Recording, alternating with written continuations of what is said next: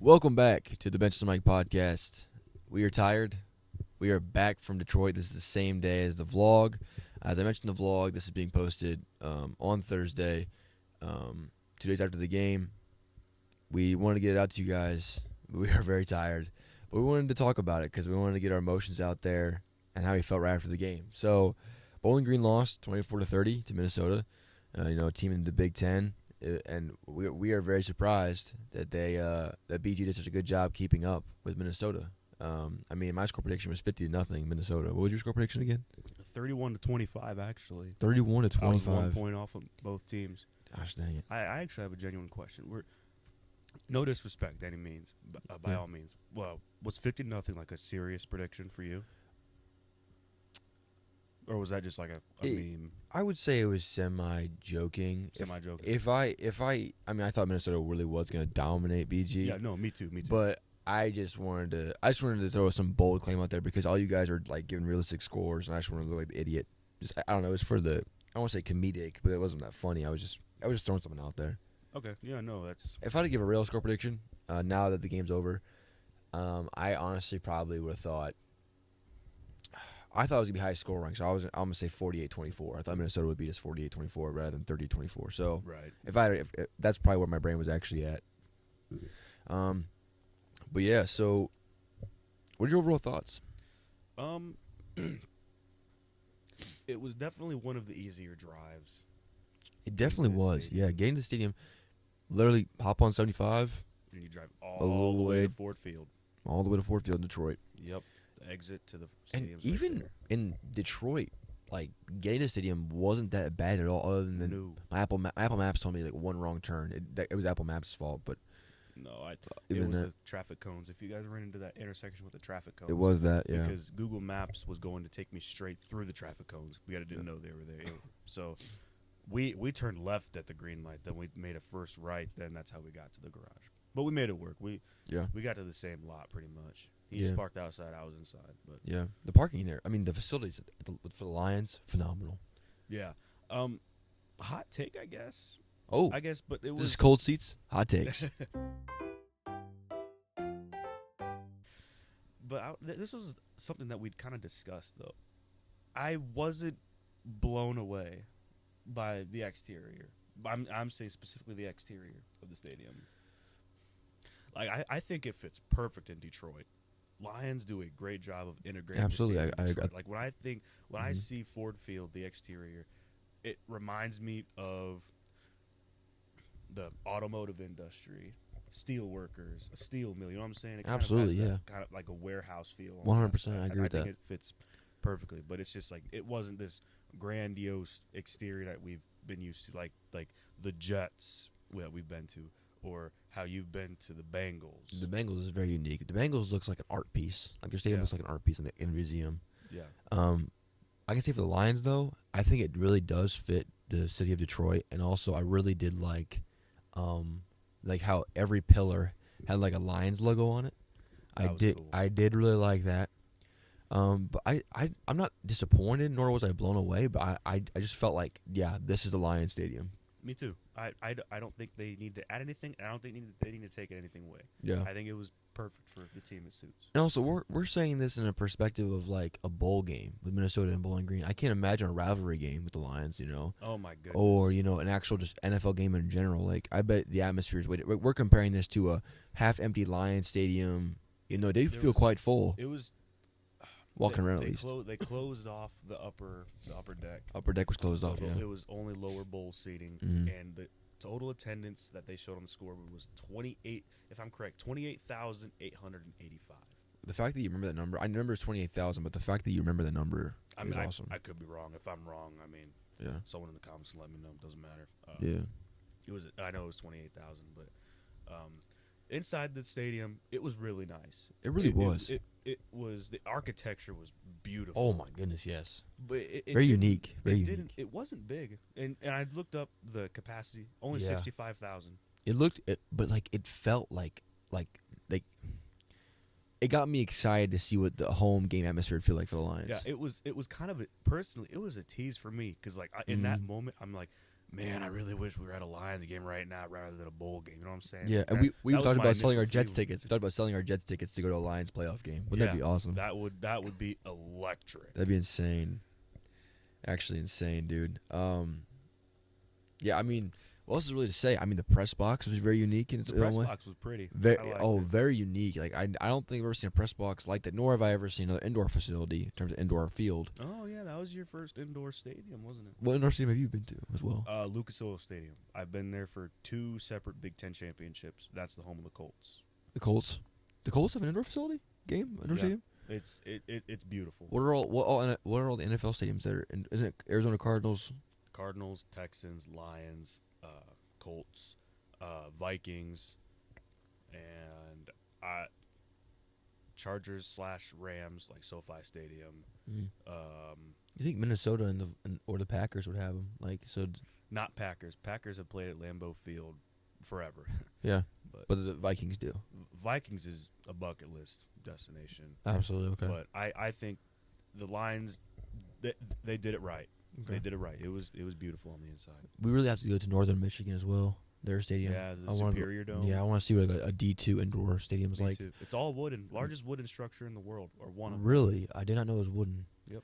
Well, also too is I mean, being a player at the college level, there's a stereotype that indoor turf is the worst turf to practice and play on, but that turf looked It looked good. good. At the same time, though, it's an NFL team. They have billions of dollars to Yeah. spend, so Yeah, but there's. always going to be perfect, unless Well, if you're MetLife Stadium, I just wanted to say it went against the stereotype that I was seeing. Like, I mean, I obviously need to go down there and feel it. You know, for sure. I'm a turf guy. I like to go and investigate turf and see old, new turf because there's a difference. I mean, I personally, someone that's played on a lot of turf, not just from college, but just practicing on turf as well, through summer training and stuff. Like you can tell a difference, and you could just see that was some good turf down there.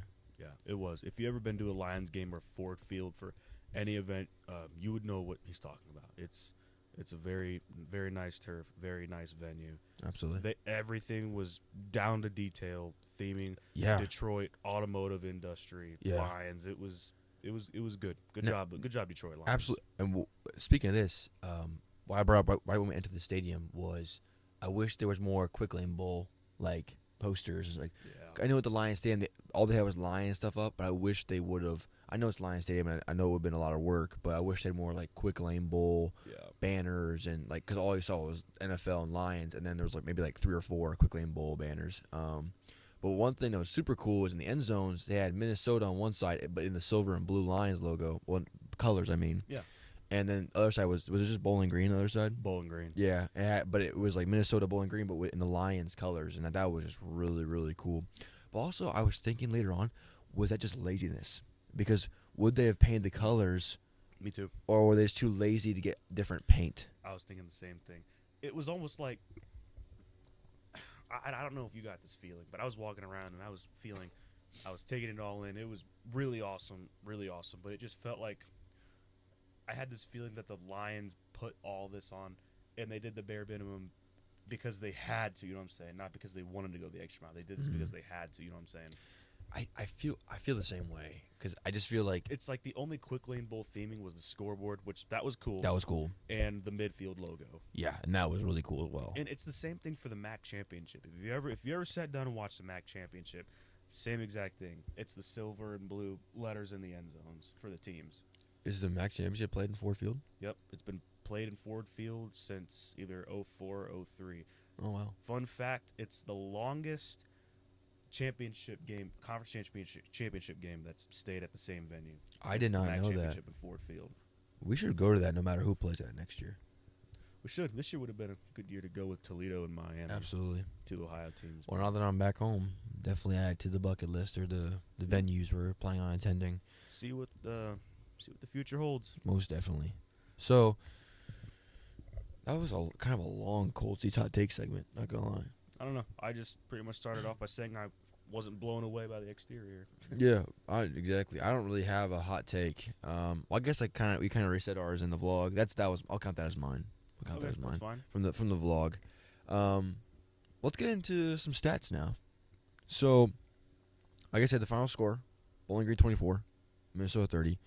The what do you call that? Like the box score. The box score. So it was 7-6 at the end of the first, and then it was 10-9 at the end of the second, and then it was 23, or was it? It was 23 at the end of the third, and then it was 24-30 at the end of the fourth. So getting into, let's see, the team stats. Wow, I did not think Bazelak did that well. I mean, he's still but What was his? What was it was Bazelak's he went 21. Well, this also, I guess it's also Bazelak. Don't forget the freshman quarterback that went for one play, I guess, but he didn't throw a ball. He just ran for Lucian 4 years. Anderson. Shout out. Say it again. Lucian Anderson. Shout out if him. I'm saying saying his name wrong, let me know. Very sorry. That's just what I heard on the TV during the Kent State game. There's no way. Bowling Green threw for 221 yards, and Minnesota only threw for 26. That quarterback could not throw to save his life today. And I don't even think it's the receiver's fault. I mean, he was just throwing them into traffic. I mean, there was a couple of times where the tight end could have got a hand on it, but like he just kept throwing them into traffic. And he had 2 or 3 goal balls where he's launching it. I'd say about 60, 70 yards. Yeah, he had a cannon. There was one throw that he missed that Minnesota would have scored like a 60-yard touchdown on. He just overthrew him. It just sailed right over the receiver's head. I think there was 2 of them actually. There was one. There was one going to the one end zone. There was one going to the other end zone. Going in the end zone to the left of us. Yeah. I'm not sure. That would have been the north end zone. I don't know which way is the? Actually, I don't think the field faces north. I think it's east or west. I have no idea. It's just when we're looking at the press box, it was this end zone on the left. Yeah. I mean, you guys can go back and watch the highlights to understand what we're talking about. I'm sure I put some highlights in the vlog as well. I haven't edited it yet, so I don't really know. Well, but watch out so you don't get any strikes put on you. Yeah, I think it's only the bigger clips. I don't really, but I've had no problem with like Bowling Green highlights. But okay, I got you. So, yeah, Minnesota's whole offense was number 1 today. I mean, he was the whole offense. I mean, Darius Taylor. Shout out Darius Taylor. I actually read up on him a little bit today when I was eating my dinner. Okay, what's up? He has been hurt since October. So going into this game, let's say, you know what? I want to be right. Look up Darius Taylor on ESPN. I want to know how many games he played going into today. Well, also, the first article that popped up in the recap is Darius Taylor's return sparks Minnesota 30-24 win over Bowling Green quickly in bowl. Because going into today, he had over 500 yards on like 109 edge carries, which that's, if you do the math, that's over 5 yards a carry. Do you want ESPN really or do you want ESPN? Yeah. Well, also he fought for every single yard. I mean, it was They kicking and flipping and jumping. Yeah, they threw to him. They handed it off to him. They had him playing the Wildcat His quarterback. 2023 season stats: 103 carries for 591 yards and 4 touchdowns. This man did nothing this year. Well, he was hurt. Remember? Oh, he was hurt halfway through the year. Well, how many games did he play? Let's see his stats. I'm not seeing a game. Let's see. Game log. Here we go. Let's go to game log. He only played, including the Quick Lane Bowl, 1, 2, 3, 4, 5. He only played in 6 games this year. It's because he got injured in the Nebraska game. But look at the stats on the games he was playing in. Let's see. What's his best game? Let's see. Arguably, I mean, the best game it was today. But his second best game was against, is that Northwestern? Yep. They lost 37-34 in overtime, but he carried the rock 31 times, 198 yards, and 2 touchdowns, averaging. I mean, this man's averaging 3 yards, over 3 yards a game, like in terms of his carries.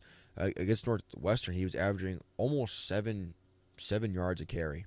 I can see why. And then UNC, he was averaging 6.3 against Eastern Michigan, which that's not really a flex, but he was averaging 5.8 a carry. 5.8. I mean, he straight up bullied Bowling Green today. I mean, especially that first and that third quarter. Oh my goodness, we could not stop him. Took over. I mean, he made our D line look like a bunch of D3 football players. I mean, my goodness.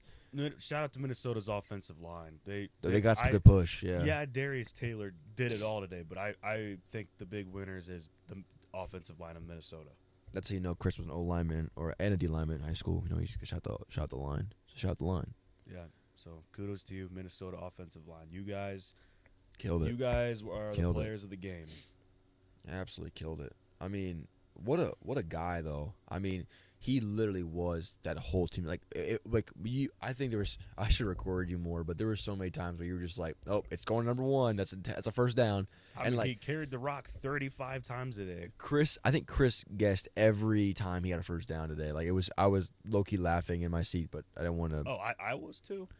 Wait, we all saw it coming. I mean, that wildcat they kept doing was really putting the work on Bowling Green. I gotta shout out the coaches of Minnesota because you know what they ran today.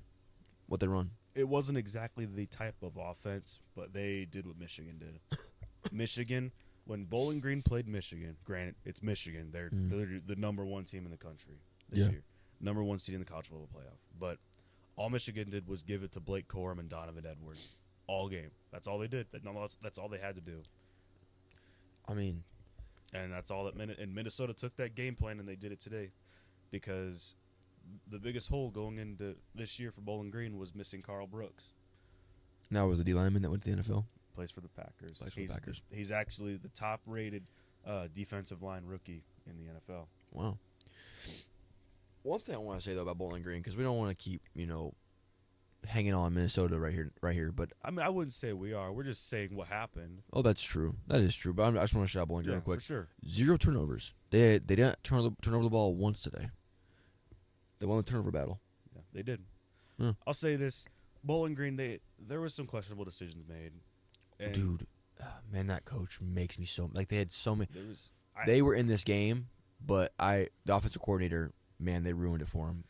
So many unnecessary screenplays. Unnecessary tests. They kept testing out things. And this is the bowl game. You know what works. You've had this whole season. You know it works. You know it works. Why are you still doing things that don't work?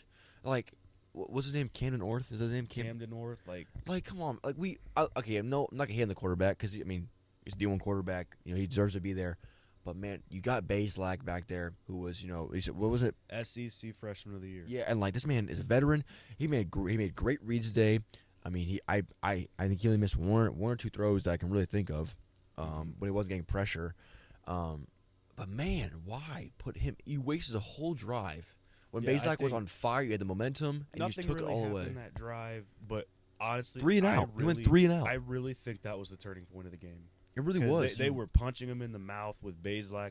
You take Bazelak out, the offense just falls flat. Exactly, and then the run game was non-existent for Bowling Green because they didn't have any running backs. Yeah. Well, Teron Keith, he was in the transfer portal. Yeah. Terrion Stewart, they're all MAC.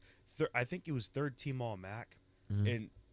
And he literally got hurt and was on IR ever since like half the way through the season. Yeah. And he was third team all MAC. But the issue I had with Fannin though, and his run game, because they kept giving their tight end, who was arguably probably their Swiss Army knife. Their number one running back, their top option for running back today was their third string running back, and Harold Fannin.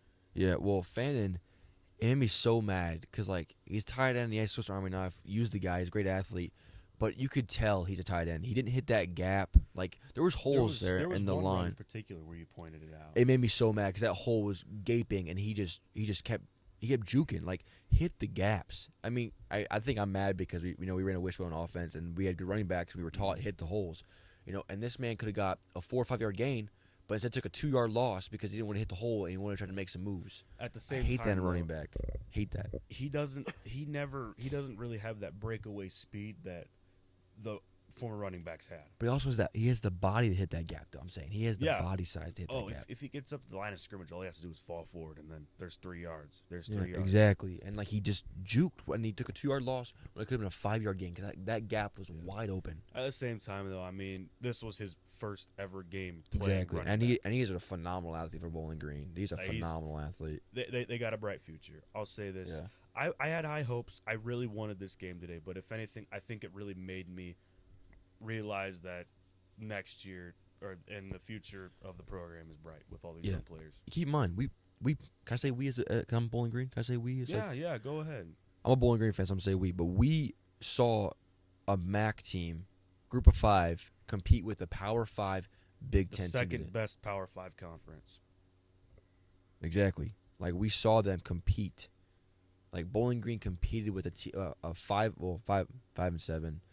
Power 5 team, like Still, Power 5 teams, Power Well, 5 they only teams. lost by one score. Like, you know how crazy to think about that is? Like, that is like the future of Bowling Green is so bright, and Leffler brought everybody's in coming back.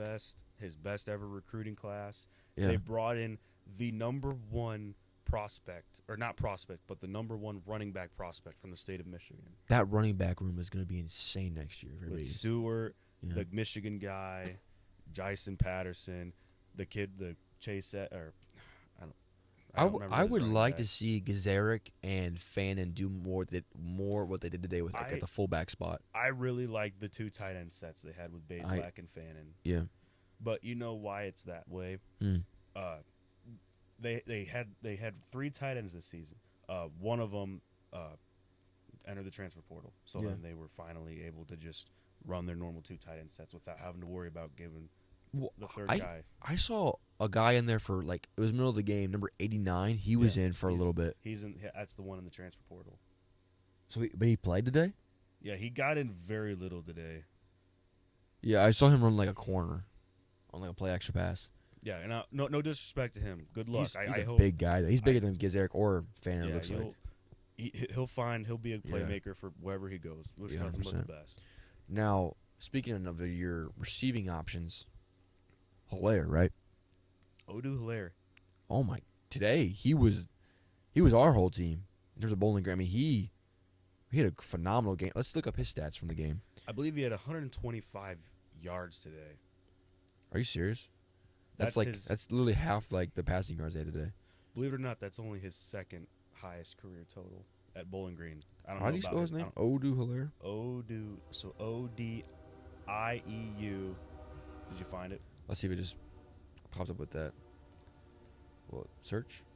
I might not search because I have slow internet right now. Oh, me too. I had SOS on my phone all day today. My goodness, yeah, it was rough today. Yeah, like he said when we first started recording, we're out of it. So burnt our out. apologies if we don't seem charismatic like we usually are. We are just dead. We are very charismatic usually. Very, very. Like I'm probably the most charismatic person that I know. And no, we're not. This isn't about the game. We're actually very pleased with what we saw today. We had a great time with seeing friends we haven't talked to and seen for a while. So many. Great time today. It was amazing. Got nothing to be ashamed of. Got everything to be thankful for today. Absolutely. And also, we got some fire Instagram pics. I mean, awesome Instagram pics. Check him out, CF3 and Bench the Mic podcast. Yeah, we actually collaborated on our Instagram post this time, and so you can see both of our posts on both Instagram accounts. So check both of our things out. I think you just tagged it, but I collaborated with it. I tagged it, yeah. But heck yeah, man, I love what we're doing here. I really think we have something special brewing. Dude, 100%. I really can't wait to see where this podcast goes, and like the opportunity to document this. Like we can look back and like, oh, remember the good times from the Quickly and Bull back in 2023, and also our viewers can look back at like our growth from over time. And I'm hoping this to be a long running thing. But the Quickly and Bull, man, as my first bowl game, like I haven't been to a whole lot of college football games. I really haven't. No, he hasn't. He's only ever been to Bowling Green games and the Ohio State spring game. Yeah, and like going to this is like one of my third or fourth games I've ever been to. Like that it was an experience, and to get experience with people that I haven't seen in a while, and document this and do a podcast over it, like. And the fact so we got amazing. to watch our guys play a Power 5 school. Yeah, like this game really kind of defined. I won't say defined, but like this kind of shows where Bowling Green is headed. It really does show. It really is exciting. Yeah. Like I know I said 31-25, but I was leaning towards what you said. Like I was expecting more of a 30-10 type game.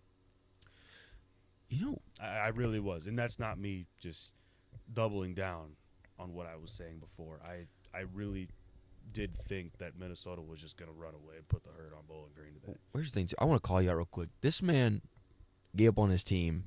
I did. At the beginning of the third quarter. Like, this man. It was 30 to what? It was like 30 to 14, 30 to... No, it was 20. I don't remember. They were up by Minnesota 2 possessions. was up by 2 touchdowns.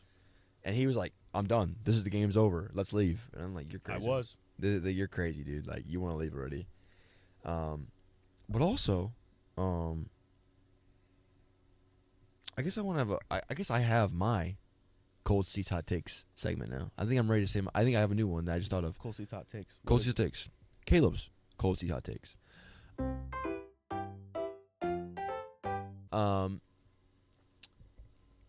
Is it boom or bust for Bowling Green next year? Is it boom or bust? Because Baselak's last year. Yep. MAC championship or bust.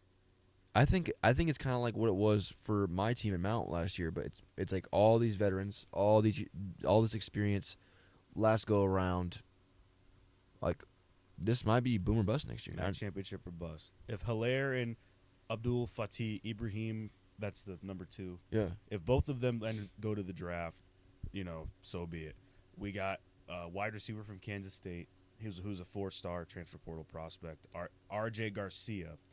And then we got a 4-star transfer portal prospect from Auburn. I can't think of his name off the top of my head. Mm-hmm. So those guys will immediately fill those spots. And we got like a 6'4" kid from Springfield High School, Division I. Wow.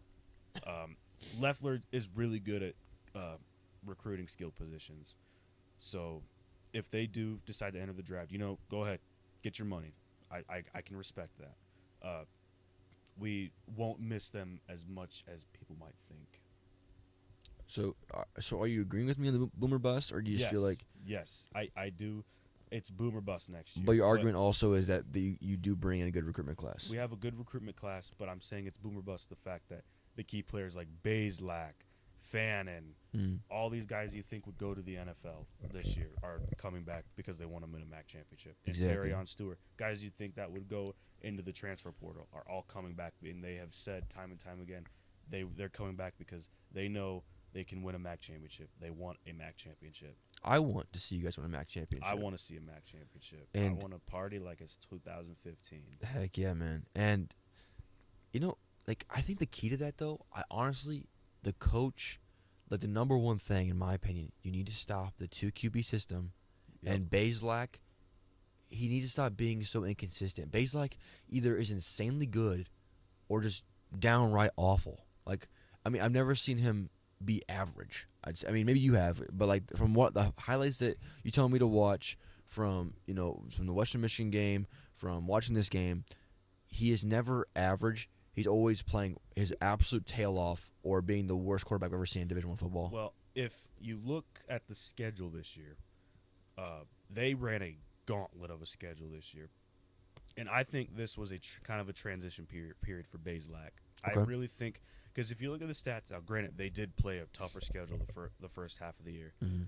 They played Miami, Ohio. He didn't play against Michigan. He got hurt the day before, which, but if I had to be honest, I think they were holding him out because, that Michigan game, they were paid $1.5 million to play in. I think they just went and just get their paycheck. Yeah, they just got their paycheck. Yeah. But he played Georgia Tech, who, if you've been on YouTube at all, there's multiple YouTube videos by big football YouTubers like, Georgia Tech's back. Georgia Tech is going to be the next dynasty. Georgia Tech, this guy's back. They're back. They're back. That's what people are saying. And they won their bowl game. And, yeah.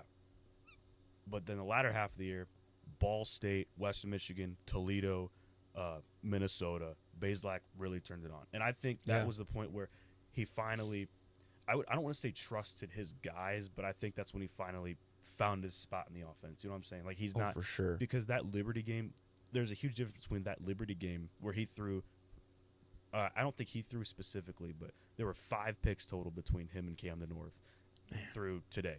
And I think, and I go back and I look at that game, Bazelak, he was trying to play hero ball, and I think today he was a game manager. And that's what he's been. I would 100% agree with that. And back going back to the Ball State game in Toledo, granted he got hit a ton in Toledo, and like I said, they were up 28-10. He goes out with a concussion. Camden North goes in, turns the ball over countless times.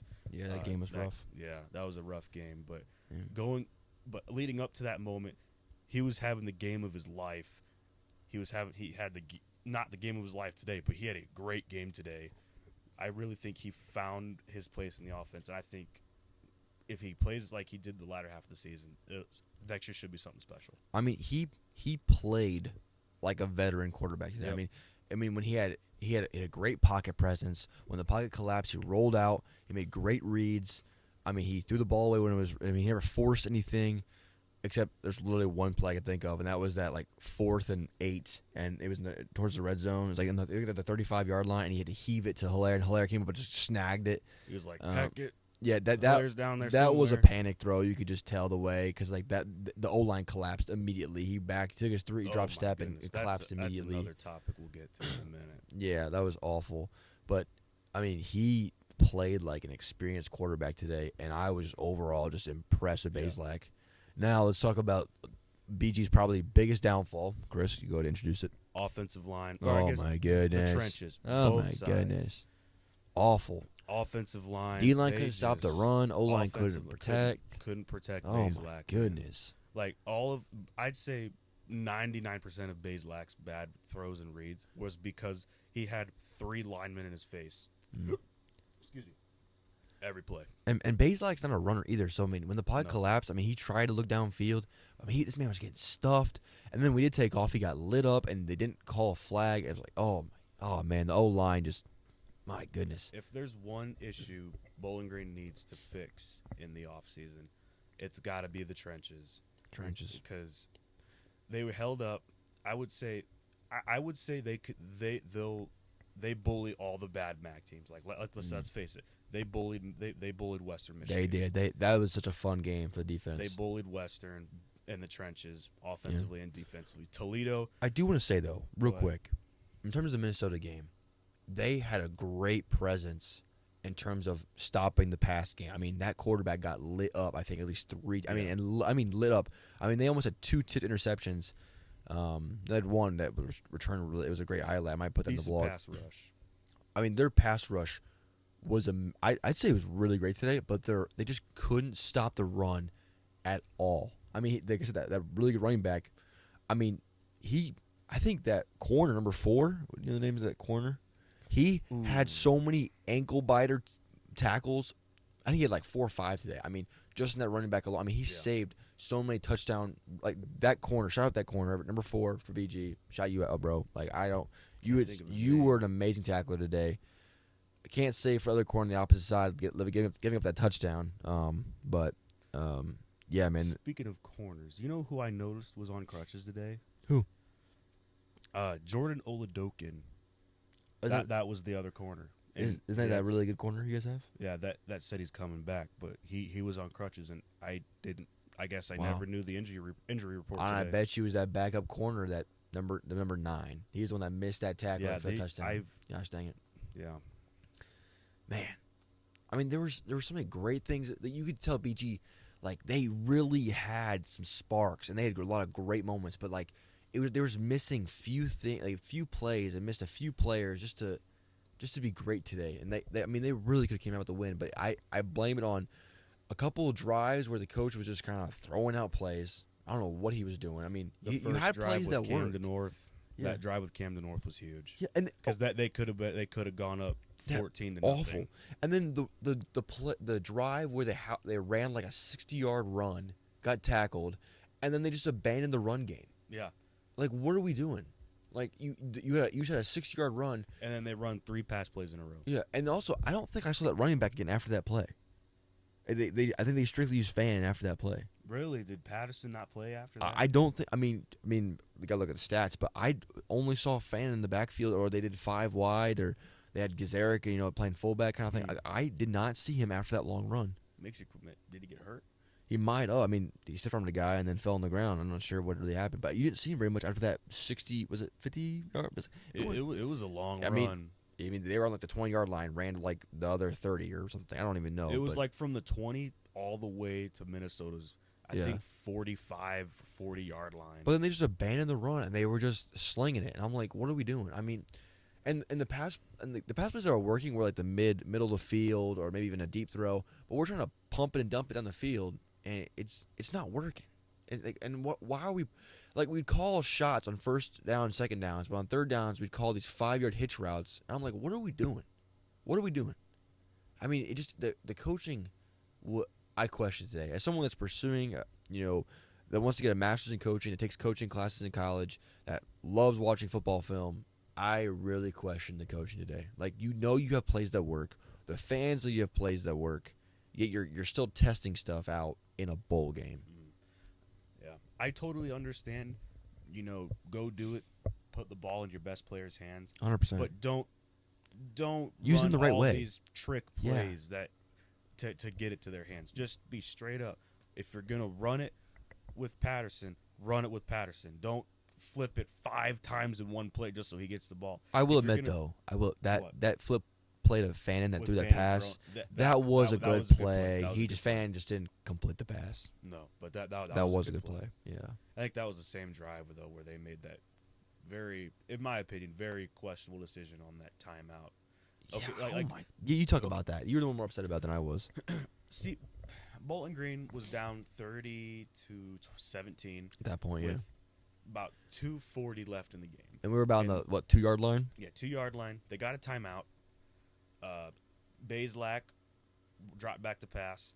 He took it himself. We thought he scored a touchdown. Spoiler alert, he did not score a touchdown. I thought it was after the pass. That pass that didn't count. No. Oh, okay, go ahead. Yes, it was after the pass that didn't count. But Yeah. that in my opinion, that was a good call. He dropped it. If Yeah, if that was a Minnesota player, I would have been yelling incomplete too. Because I mean that's the truth. Fannin, he had it knocked out of his hands. Whether or not he took 3 or 4 steps, it doesn't matter. He dropped the ball. I don't think he ever had possession of it, to be honest with you. But no. yeah, go ahead with your thing. So Bazelak drops back. He runs in himself, and we thought he scored a touchdown. And obviously clock stopped after a touchdown. Ref scored a touchdown. Everyone's celebrating, hooting, and hollering. And then they review it. Excuse me. And they call him. No, they initially called a touchdown. Then they reversed the call. They called him short. Leffler throws a tantrum, calls a timeout, and challenges the play. And in that moment, I'm just like, why are you wasting our last time out of the game? Oh my goodness! It's just we're on the 1-yard line. Just either sneak it, run it outside, or throw a quick pop pass over the middle. It's second down. You don't need to call a timeout and challenge the play. Obviously, we lost the challenge and lost our timeout, and we scored a touchdown on the very next play. But that didn't need to happen. And also, they got into a formation before calling the timeout. Was that just to make them jump off sides, get closer? What was the point of them? Because he's Philadelphia tush push formation. I don't know the exact name of the formation, but I think that's what it was. Or no, Minnesota I think ran that formation. I thought Bazelak was in shotgun, did a clap, and then he called timeout when the crowd started going crazy and stuff. I think they were trying to run a play, but it's because they didn't jump. I think that's when he called timeout. I think that's what happened. I think you remember this play better than I do. Then what happened after? Because I was like, what is going on? Why would you just get the call from the sideline? Was it the play clock too? Is the play clock going to 0? No, I don't know. I don't think it was going. I don't know. There were so many questionable things, dude. There were so many headaches today. Minnesota had the ball at the 1-yard line going into a touchdown, and Leffler calls a timeout on 2nd and goal at the 1-yard line. It's like, dude, Minnesota is going to score. This was in the second half too. Remember that? Yes, I do. Save the timeout. Minnesota is going to score a touchdown. You can't stop the running back the whole game. He's averaging 6 yards a carry. You're not going to stop him when he's on his own 1 yard on BG's 1 yard. And what is this rotating six linebackers and linemen in the red zone? Like, what is it? What is the difference? I think that. Remember in high school how we had bigger guys and we took out smaller guys on defense. I did see that, but like you put. My thing was I saw bigger linemen come out and they put like these like shorter D linemen in. And like, you want to get underneath the guys? I just don't. Maybe. Man, like the personnel change. I mean, I as someone that's still educating himself in coaching, I still need to learn personnel and when we went have this person in this situation. But I really question his coaching, man. I really do. I want to have a conversation. He's probably a great coach, plenty of experience, but I would love to have a conversation like, what were you thinking right here? Like, he should come on the podcast and we should talk to him. Like, what were you thinking here? What were you thinking about this clip? Yeah, like, in a non-disrespectful manner. Absolutely like, not. Just walk us through what's going on. And that I'm not hating either. I'm not hating. I know I sound frustrated, but it's just like as someone that's we're just absolutely drained from today. It was a tired. I also day. love analyzing film, and I'll overanalyze it to a point where I'm frustrated, and that's where I'm kind of at too. I keep overanalyzing in my brain. I'm like, oh man. Yeah. But yeah, I don't know. It'd be great to have a conversation with the guy. few minor mistakes today, but I mean, there was nothing major. Like, oh, there were 2 interceptions, 2 fumbles. Yeah. Like, it was. I feel like we played a technically sound game today, but just Minnesota was just the better team today. Yeah. Well, I would say we didn't take advantage of the drives that we were given. And like the opportunities we were given. I think we sold a little Like bit. the interception we had, you got to score a touchdown when you're on the opponent's 15-yard line. Exactly. You can't settle for a field goal. And That was a big drive. And fans should have caught that ball. The O-line should have blocked better. We shouldn't have put Orth in. No. I always those are probably the big factors that kind of determine the game. The drive was stop the run. We have Yep. to stop the run. At the same time, though, our defensive line against MAC teams in particular, it was pretty solid at stopping the run. You know, if you look at the Toledo stats, the only guy that was getting rushing yards was Daquan Finn. Now, obviously, we don't have to worry about him anymore. Yeah. Miami. Shout out him going to Baylor. Yeah, Daquan Finn, good luck. Love you, buddy.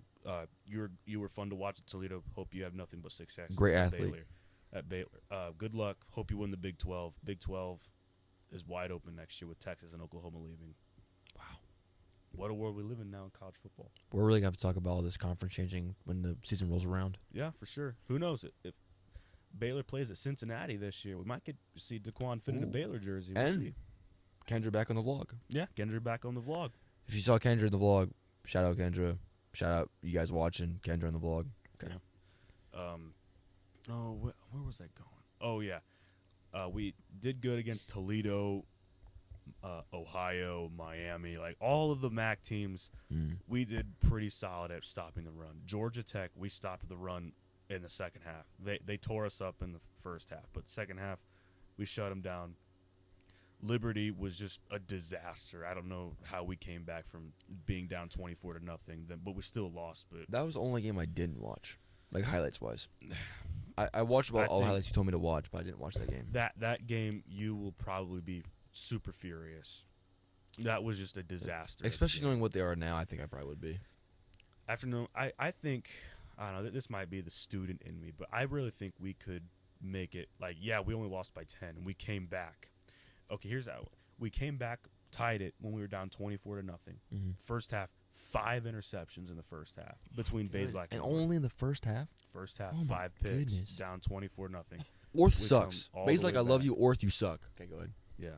We came all the way back. Cam North gets put in. We're down by 7, and he throws an interception in the red zone. And Liberty takes it all the way back, and then they just run it out. They kick a field. No, they didn't house it. They kicked a field goal to put them up by 10 and seal the game. Wow. Liberty, and just the fact, I don't know, that game still kind of frustrates me, if anything, because Liberty's playing in a New Year's Six Bowl up against Oregon, and if the college football playoff was 12 teams, Liberty would have had the 12 seed this year, and it's just the fact that we had them. Yeah, it is what it is. Like I said, I think Bazelak in the first half of the season was trying to play too much hero ball. I think you brought up that a lot too. I want to go back to my hating on Orth though. You brought up a point that in the game that I wanted you to expand more on the podcast. Yeah. What was it? It was he's gonna once Bazelak's gone, they're gonna force him into a system that doesn't belong in. And I want you to expand more on like because I was curious too, but like I agree with you. They're doing this stupid 2 QB system, and when Bazelak also in terms of momentum of a game, Bazelak has been the whole game. He's prime, ready to go. Why would you put a fresh quarterback in? Now, I did like Florida where they had their quarterback and they put like Tim Tebow in and like the red zone and the runs to get the like if it's like 3rd and 2, put Orth in. Do that QB power. Love it. But anything else. Not when you're inside your own 20. Oh my what like are you trying thinking? to stage an over 80-yard drive with Camden North? It's not gonna work. The only thing I can think of. I hope I'm wrong. Next year, please prove us wrong. We want to 100%. see improvement. We never wish the downfall on Absolutely players. not. But the thing I want to bring up, I think the only reason that I would think to put Orth in is because all your running backs are out. You need to establish a run game, so you put your running quarterback in. But why on the 20-yard line on like a drive? You don't think it matters, but all those opening drives, those first couple of drives, they really do matter in the end of the game. Like, because the end of the game, you're catching up on the mistakes you made in that first half. That's kind of how I look at it. Yeah, definitely. And your passing game was working. And Bazelak was playing the best ball of I'd say his career, not career, but like, I mean, that's a stretch. But he of was, the best games. He was playing some good ball and like consistent, and he was making plays. Why put a fresh quarterback in on a brand new drive? And what was the score at that point? 7-6. It was 7-6. And you could have put Bazelak in, go down the field, pump it up down the field, maybe run it with Fannin a little bit. But no, you put a quarterback in that didn't need to be in there. I guess my cold seat hot take would be, it would be better if Orth got his degree and was a grad transfer for somewhere else. I think they need to stop forcing the 2 quarterback system. I think they're better off with just Bazelak. Like, please, no 2 quarterback system. Because in my opinion, in my eyes, some 2 quarterback systems work. I don't have a trained coaching eye like he does. So if I'm picking this up, that's a problem. And what I see, if Bazelak's in, like, this is how predictable it is. Especially in the first half of the season, this is how predictable BG's offense was. If Bazelak's in, 75% chance it's a pass. Yeah. If Orth is in, it's a 100%. It makes your offense easier to read. It's a 100% chance of a run. I would say 95 actually, 95%, because there was a 5% chance he was going to throw. He throws like maybe 3 or 4 and they're passes always awful. Yeah. And you know what? I don't know if this was like something Minnesota had set up, but did you look at the people that were holding up signs? Now, I know they're probably like, oh, don't steal our signs, so these are fake. But did you notice the when giant was 2 Minnesota boards? No. They had big laminated pieces of paper they were holding up with numbers. I didn't see that. Oh, no, I did. But I didn't see when they were holding up, though. I know you're talking about. The notice yellow ones? The neon? No, pink and yellow, or pink and green. I think I saw the green one, maybe. They held up the number 12 when Orth was in. And the defense, everyone got in the box. And it was just man-to-man because they knew what was coming. They knew what was coming. And they ate him alive. They ate that. And Orth, dude, was it 3rd down? They were in like a triple option. And he fumbles it. Oh, no, it wasn't. It was read option. He read it. Running back didn't take it. The handoff, and he fumbled it. That was bad. And the Minnesota D lineman almost landed on it, but the RO lineman got it back. I mean, Orth, I'm sorry, dog, but you need it. And also, my problem, too, is I'm someone that's a team guy. I'm a team player, and I look to my leader. You know, I looked to Jared in high school. I looked at Braxton as a varsity quarterback. I looked at Noah Boudry. Shout out Noah as a backup quarterback. Like, I understand that the ranks of 1st, 2nd, and 3rd quarterback, like the 1st, 2nd, 3rd string.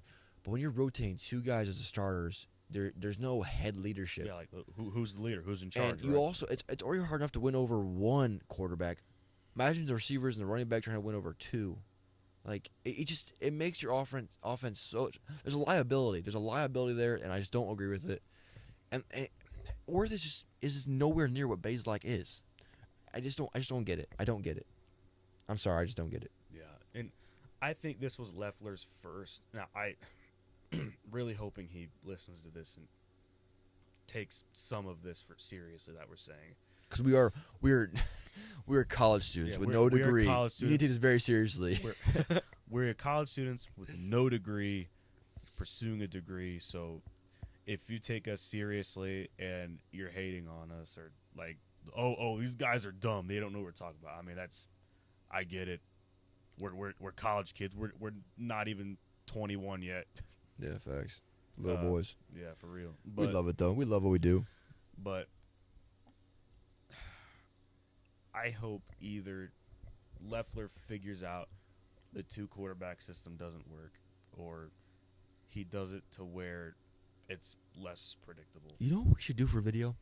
I think a video that's not the Best of My Podcast, it's just a video that me and Chris will make. We will actually put together the stats of Orth's efficiency in each game, and like throughout the whole season, like Bazelak's efficiency versus Orth's efficiency, and how it actually.